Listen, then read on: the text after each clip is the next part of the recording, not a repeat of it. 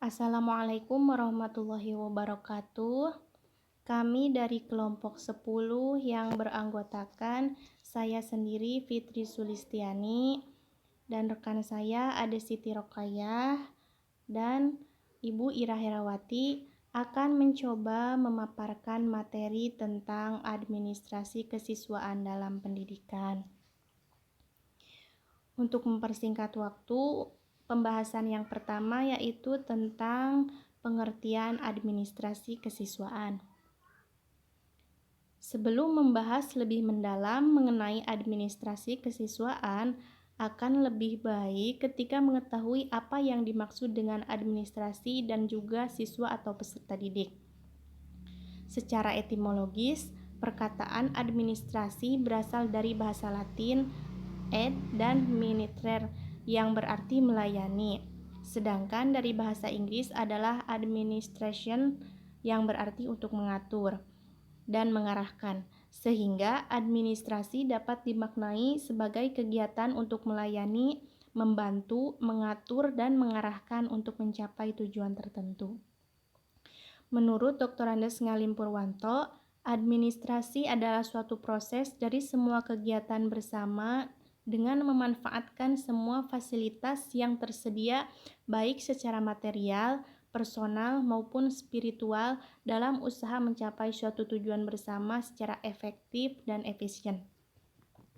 Menurut Undang-Undang Nomor 20 Tahun 2003 tentang Sistem Pendidikan pada bab 1 pasal 1 ayat 4, peserta didik adalah anggota masyarakat yang berusaha mengembangkan potensi diri melalui proses pembelajaran yang tersedia pada jalur jenjang dan jenis pendidikan tertentu. Berdasarkan pengertian di atas, peserta didik adalah orang atau individu yang mendapatkan pelayanan pendidikan sesuai dengan bakat dan kemampuan agar tumbuh dalam menerima pelajaran yang diberikan pendidik. Setelah mengetahui pengertian administrasi secara benar dan luas, serta mengetahui pengertian siswa dalam sistem pendidikan, maka dapat diketahui bahwa administrasi kesiswaan adalah merupakan suatu penataan atau pengaturan segala aktivitas yang berkaitan dengan siswa, yaitu mulai dari masuknya siswa sampai keluarnya siswa tersebut dari suatu sekolah atau lembaga. Administrasi siswa adalah seluruh proses kegiatan yang direncanakan dan diusahakan secara sengaja serta pembinaan secara kontinu terhadap seluruh peserta didik agar dapat mengikuti proses belajar mengajar secara efektif dan efisien demi tercapainya tujuan pendidikan yang telah ditetapkan. Al-Ghafir MS membagi administrasi kesiswaan pada 3 bidang, antara lain 1. Pupil inventory adalah gambaran data siswa yang ada dalam lembaga sekolah untuk mengetahui keadaan-keadaan siswa yang akan masuk sekolah dan juga untuk mengetahui pertumbuhan jumlah penduduk terutama pada usia anak sekolah. Data ini untuk menyusun perencanaan sarana prasarana, tenaga guru, termasuk juga perencanaan keuangan untuk anggaran biaya sekolah tersebut. Dan data pupil inventory dapat digunakan menyusun rencana jangka panjang dan jangka pendek. Yang kedua, pupil accounting adalah data mengenai keterangan perilaku siswa di sekolah, terutama masalah absensi, seperti mengapa siswa terlambat masuk sekolah atau mengapa siswa tidak masuk sekolah. Masalah ini guru harus mengetahui penyebab-penyebabnya sehingga dapat membantu menyelesaikan masalah-masalah tersebut. Yang ketiga, pupil personal service adalah pelayanan dan usaha-usaha sekolah untuk mengembangkan prestasi siswa. Pelayanan tersebut berupa bimbingan konseling, yaitu dengan memberikan penyuluhan-penyuluhan kepada siswa sehingga para siswa sadar tentang potensi bakat minatnya, kemampuannya, dan mampu memecahkan masalah-masalahnya sendiri, termasuk juga dengan kesadarannya sendiri dapat mengaplikasikan pelajaran yang telah diajarkan dalam kehidupannya sehari-hari. Sekian dari saya. Untuk selanjutnya akan dilanjutkan oleh teman saya yaitu Ibu Ira Herawati. Baik, Assalamualaikum warahmatullahi wabarakatuh. Saya Ira Herawati akan melanjutkan pemaparan materi yang selanjutnya, yaitu tujuan dan fungsi administrasi kesiswaan. Yang pertama, tujuan administrasi kesiswaan. Tujuan umum administrasi kesiswaan adalah mengatur kegiatan-kegiatan siswa agar kegiatan-kegiatan tersebut menunjang proses belajar mengajar di sekolah. Lebih lanjut, proses belajar mengajar di sekolah dapat berjalan lancar, tertib, dan teratur, sehingga dapat memberikan kontribusi bagi pencapaian tujuan sekolah dan tujuan pendidikan secara keseluruhan. Adapun tujuan khusus administrasi kesiswaan adalah sebagai berikut. Yang pertama, meningkatkan pengetahuan, kemampuan, dan psikomotor peserta didik. Yang kedua, menyalurkan dan mengembangkan kemampuan umum, bakat, dan minat peserta didik. Yang ketiga, menyalurkan aspirasi, harapan, dan memenuhi kebutuhan peserta didik. Yang keempat, dengan terpenuhinya hal tersebut, diharapkan peserta didik dapat mencapai kebahagiaan dan kesejahteraan hidup yang lebih lanjut dan dapat belajar dengan baik dan tercapainya cita-cita mereka.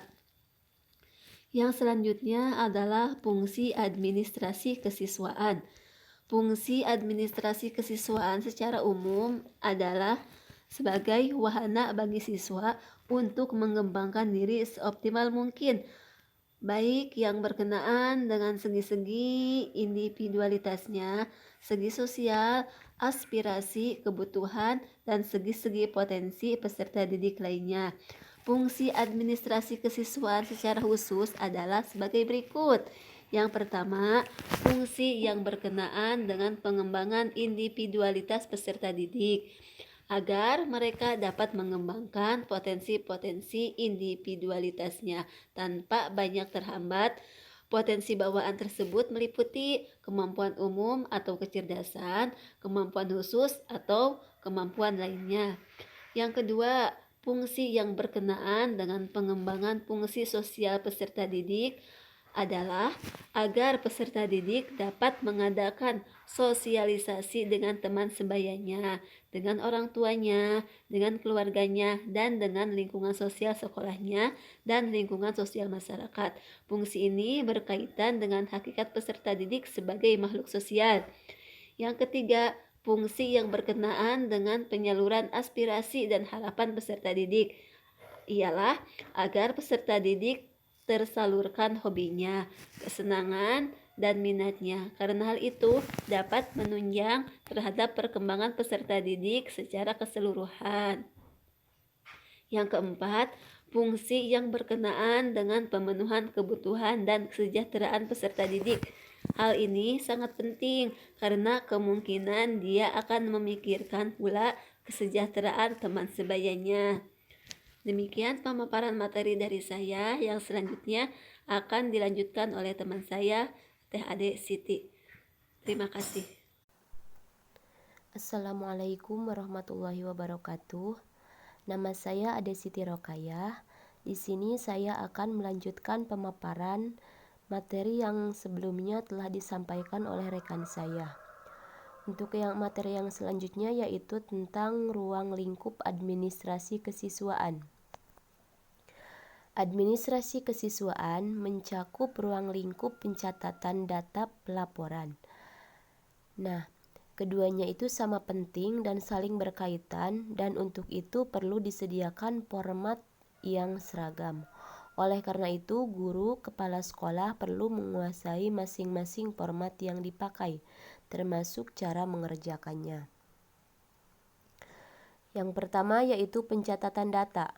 Data yang dicatat berasal dari beberapa sumber yang diambil dari kegiatan pencatatan pada tahap berikut. Yang pertama yaitu awal tahun pelajaran. Seperti sudah kita ketahui bahwa kegiatan yang penting pada awal tahun pelajaran yaitu penerimaan siswa baru. Nah, dalam melaksanakan kegiatan ini telah disiapkan format-format yang harus diisi.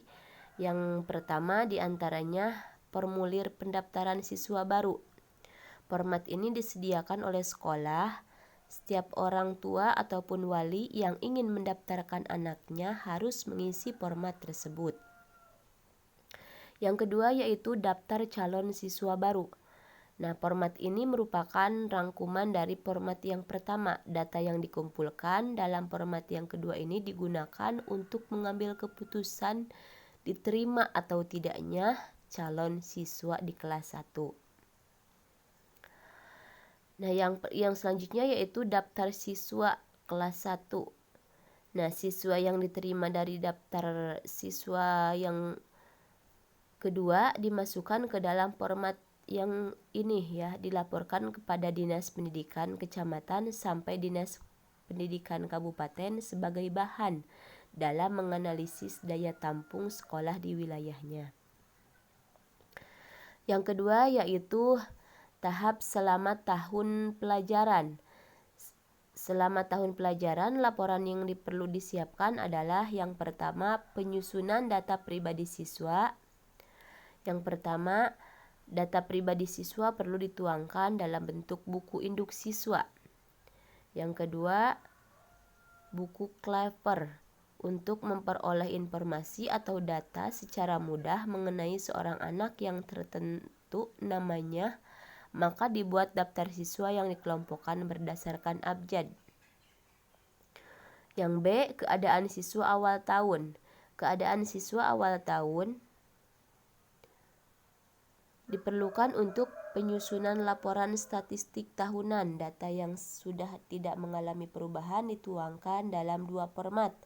Yang pertama, jumlah siswa menurut asal, kelas, dan jenis kelamin.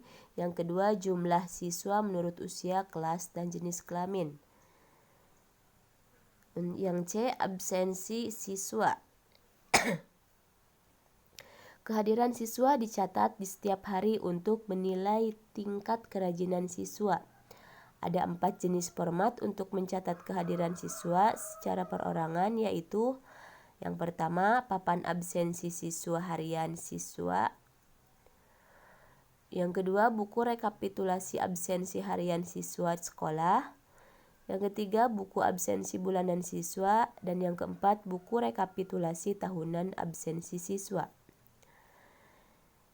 Yang D, mutasi siswa. Nah, mutasi siswa ataupun perpindahan siswa antar sekolah harus dicatat secara tertib. Untuk keperluan ini perlu dicatat jenis format. Yang pertama, surat permohonan pindah sekolah, surat keterangan pindah sekolah, dan mutasi siswa selama semesteran. Untuk yang ketiga yaitu akhir tahun pelajaran. Beberapa kegiatan penting yang dikerjakan pada akhir tahun pelajaran. Yang pertama ada pelaksanaan ujian. Pelaksanaan ujian diatur secara nasional oleh Mendiknas. Untuk keperluan ini dibuat format yang pertama, data calon peserta ujian, data peserta ujian, daftar peserta, dan prestasi ujian. Yang B yaitu kenaikan kelas. Penilaian kenaikan akhir seluruh aspek perkembangan seorang siswa dari tahun ke tahun merupakan bahan penentu naik dan tidaknya dan lulus atau tidaknya seorang siswa. Data mengenai ini dicantumkan dalam format yang pertama, daftar kenaikan kelas, dan yang kedua, rekapitulasi berhasil tidaknya siswa. Yang B yaitu ada pelaporan. Pelaporan administrasi bidang kesiswaan selain berfungsi sebagai pencatatan data di sekolah juga mempunyai fungsi lain yang penting, artinya yaitu sebagai format pelaporan. Mungkin hanya itu yang dapat saya sampaikan. Terima kasih. Assalamualaikum warahmatullahi wabarakatuh.